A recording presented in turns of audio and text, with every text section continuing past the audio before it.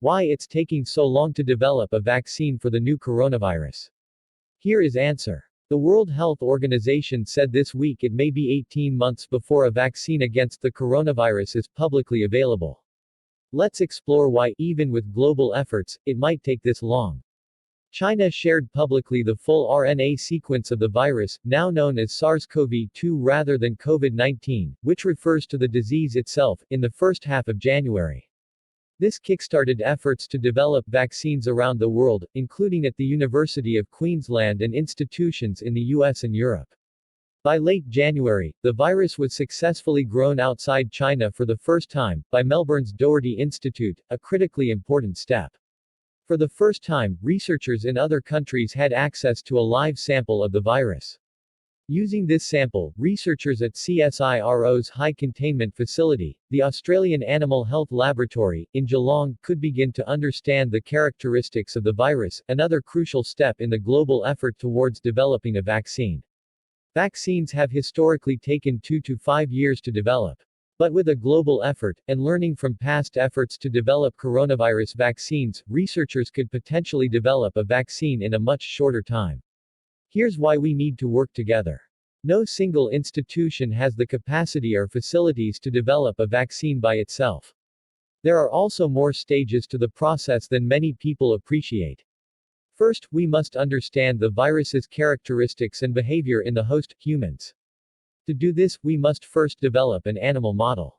Next, we must demonstrate that potential vaccines are safe and can trigger the right parts of the body's immunity, without causing damage. Then we can begin preclinical animal testing of potential vaccines, using the animal model. Vaccines that successfully pass preclinical testing can then be used by other institutions with the capacity to run human trials. Where these will be conducted, and by whom, has yet to be decided. Generally, it is ideal to test such vaccines in the setting of the current outbreak. Finally, if a vaccine is found to be safe and effective, it will need to pass the necessary regulatory approvals. And a cost-effective way of making the vaccine will also need to be in place before the final vaccine is ready for delivery. Each of these steps in the vaccine development pipeline faces potential challenges. What good will a vaccine be if the virus mutates? There's also the strong possibility that SARS-CoV-2 will continue to mutate. Being an animal virus, it has already likely mutated as it adapted, first to another animal, and then jumping from an animal to humans. Initially this was without transmission among people, but now it has taken the significant step of sustained human-to-human transmission.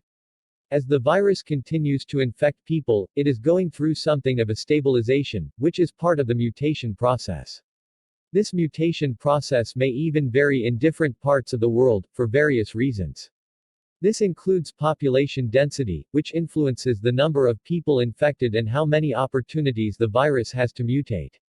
Prior exposure to other coronaviruses may also influence the population's susceptibility to infection, which may result in variant strains emerging, much like seasonal influenza. Therefore, it's crucial we continue to work with one of the latest versions of the virus to give a vaccine the greatest chance of being effective.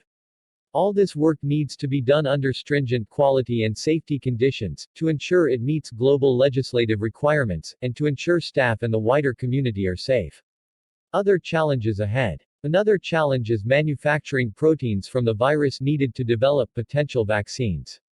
These proteins are specially designed to elicit an immune response when administered, allowing a person's immune system to protect against future infection. Fortunately, recent advances in understanding viral proteins, their structure and functions, has allowed this work to progress around the world at considerable speed. Developing a vaccine is a huge task and not something that can happen overnight. But if things go to plan, it will be much faster than we've seen before. So many lessons were learned during the SARS outbreak.